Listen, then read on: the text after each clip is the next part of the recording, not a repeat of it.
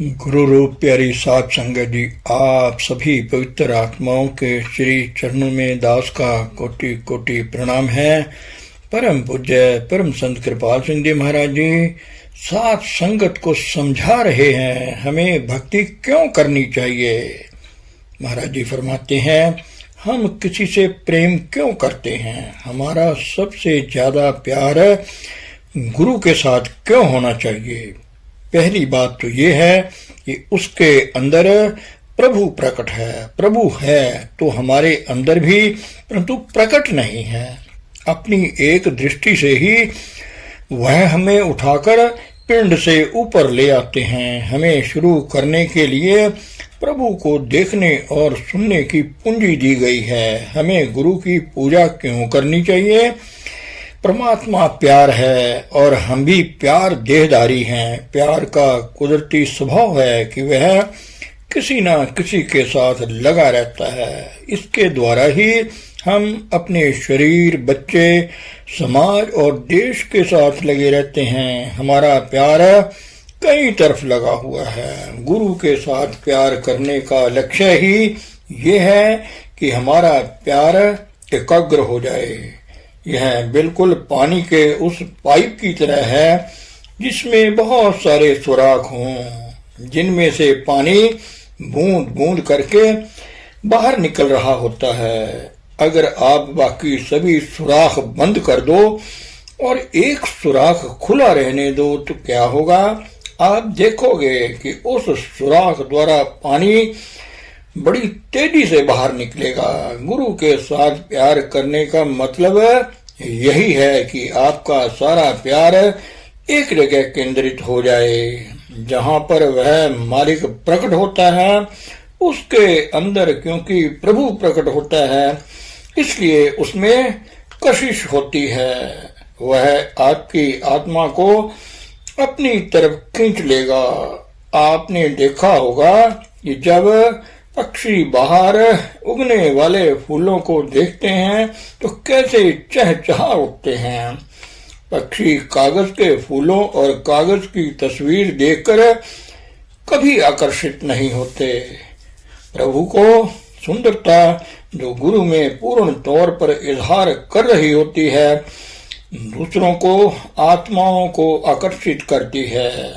जितना आप अपना ध्यान उधर करते हो उसकी आत्मा धारा उतनी ही आपको अपनी तरफ खींचेगी और इतनी शक्तिशाली हो जाएगी कि आपके संसार के सभी मोह टूट जाएंगे। हमारा गुरु भक्ति करने का सबसे बड़ा कारण यही है। दूसरा ये है कि आप जैसा सोचते हो वैसा ही बन जाते हो। आपकी आत्मा को उसके द्वारा हुए रोज एक टीका लगता है। जीवन के समुद्र द्वारा आप भी अंदर से जिंदगी से भरपूर हो जाते हो। जिसके साथ आप प्यार करते हो उसके चारों तरफ सैकड़ों लोग भी बैठे हों, आपका ध्यान उधर ही होगा। इसी तरह गुरु की जीवन धारा आपको अपनी तरफ खींचेगी। हर पल आप उसकी याद में रहोगे। इस प्रकार जैसा सोचोगे वैसे बन जाओगे।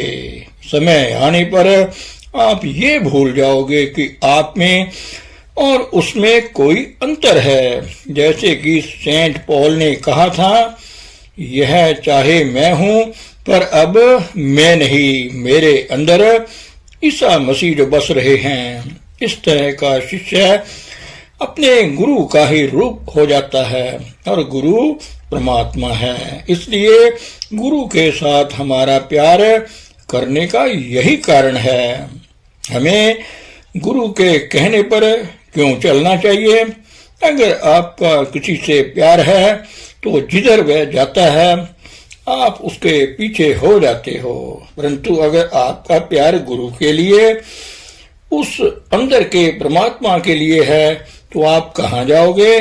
जहां वह जाता है वहीं जाओगे। अगर वह संसार में वापस नहीं आएगा तो आप कैसे आ सकते हो। गुरु से प्यार करने के बहुत से कारण हैं। मैंने एक गुरु भक्त की, जिसके गुरु का नाम भीख था, उदाहरण पेश की थी। वह सदा गुरु के नाम का ही स्मरण करता रहता था। वह भीतरी तौर पर अपने गुरु से जुड़ा हुआ था।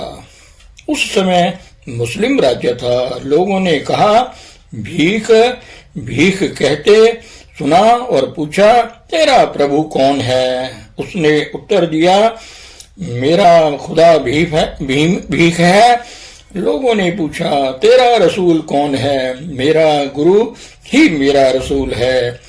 भीख ने उत्तर दिया, इसलिए मुस्लिम रिवाज अनुसार उसका सिर कलम करवाने के लिए, राजा की आज्ञा लेने के लिए उसका मुकदमा बादशाह को पेश किया गया। बादशाह ने उसकी आंखों में प्रभु का प्रेम देखते हुए प्रभु का नशा देखा और कहा, इसको छोड़ दो। लोगों ने कहा, ये दौड़ जाएगा, नहीं यह नहीं भागेगा। राजा ने उत्तर दिया और फिर उस आदमी को कहा कि देख भाई, हमारे देश में वर्षा ना होने से अकाल पड़ रहा है। क्या तू अपने गुरु को कहेगा कि हमारे खेतों में वर्षा करवा दे? भीख के शिष्य ने उत्तर दिया, ठीक है, मैं उसको कहूंगा। उसका अपने मुर्शिद पर इतना विश्वास था। क्या हमारा भी अपने गुरु पर इतना विश्वास है? राजा ने कहा, ठीक है, तू वापिस कब आएगा? परसों। भीख ने शिष्य ने उत्तर दिया। वह चला गया और सचमुच ही देश में इतनी वर्षा हुई कि चारों तरफ पानी ही पानी हो गया। तीसरे दिन वह वापस आया तो बादशाह ने उसे कुछ रकम देते हुए कहा, यह तेरे गुरु के लिए है।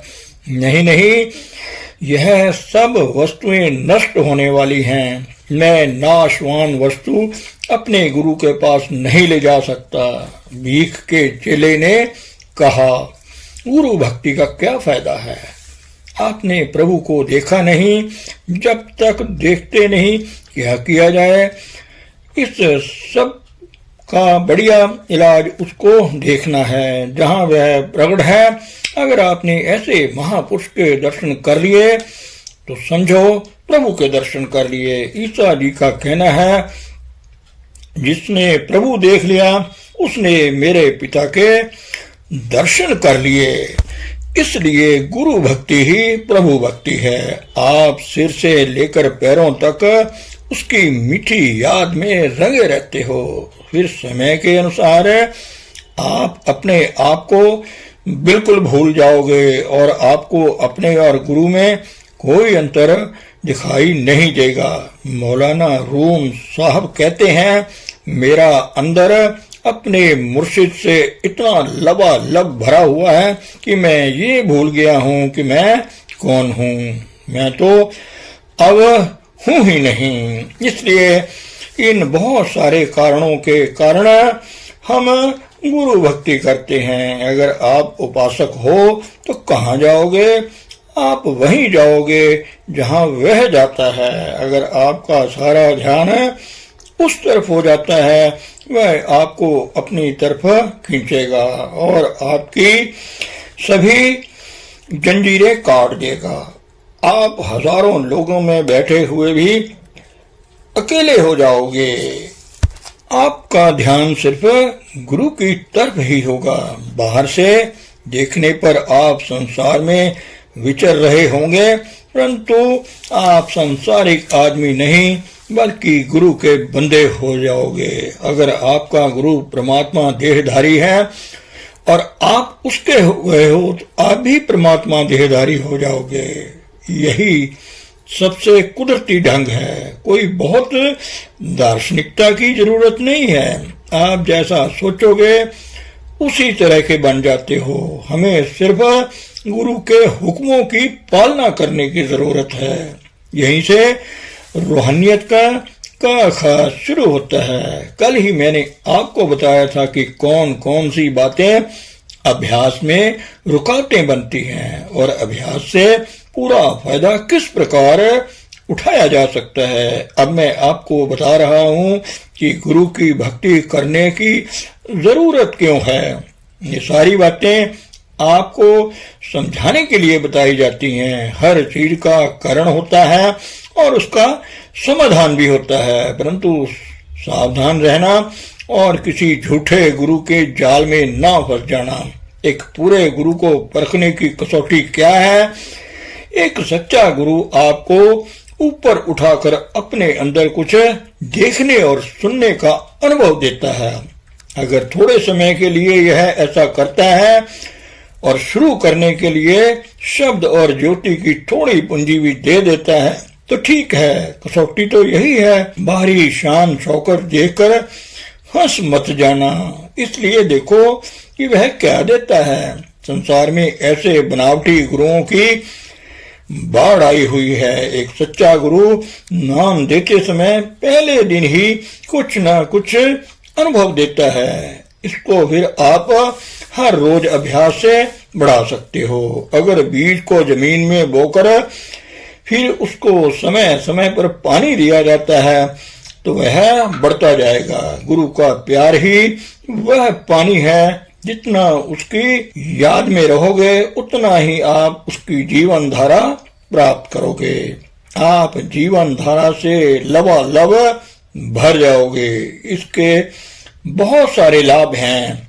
ईसा जी का कथन है, मैं अंगूर की बेल हूं और आप मेरी शाखाएं हो। जितना समय मुझसे लगे रहोगे बहुत फल प्राप्त करते रहोगे। पुराने समय में हुए सभी संतों और गुरुओं की यही शिक्षा है। परमात्मा को जानने के लिए किसी ऐसी हस्ती के पास जाना पड़ेगा जो परमात्मा से जुड़ा हुआ हो। वह खुद परमात्मा का रूप होता है। वह अभ्यास द्वारा ऊपर उठकर प्रभु से अभेद हुआ होता है। क्योंकि वह प्रभु से अभेद है, इसलिए आप भी अभेद हो जाएंगे। यह बड़ा साधारण सा ढंग है और अगर आप नाम अभ्यास करते हो तो थोड़े समय में ही आप जो चाहो प्राप्त कर सकते हो। परंतु दयनीय बात यह है कि जैसे मैंने आपको कल बताया था, बहुत सारी चीजें हमारे रास्ते में रोड़ा बन जाती हैं। जैसे कि मैंने आपको कहा है कि इसके बारे में पूरी तरह सावधान रहो। अगर आप पूरी तरह उसकी याद में रहते हो तो आपको ज्यादा प्यार मिलेगा। मिसाल के तौर पर खुदा ना करे आप पर कोई वार करे तो आपके दिल में दर्द होता है। कोई देखता नहीं परंतु आपको लगातार दुख रहा है। इस तरह ही अगर आपका प्रभु से प्यार है आप उसे कभी नहीं भूलेंगे। हो सकता है कि गुरु के बारे में सोचते ही आपकी आंखों में से आंसू गिरने शुरू हो जाएं। गुरु के साथ हम इसीलिए प्यार करते हैं और इस प्यार की शुरुआत तभी होती है जब हम उसके कहने के अनुसार चलते हैं। धन सतगुरु, धन गुरु प्यारी साध संगत जी।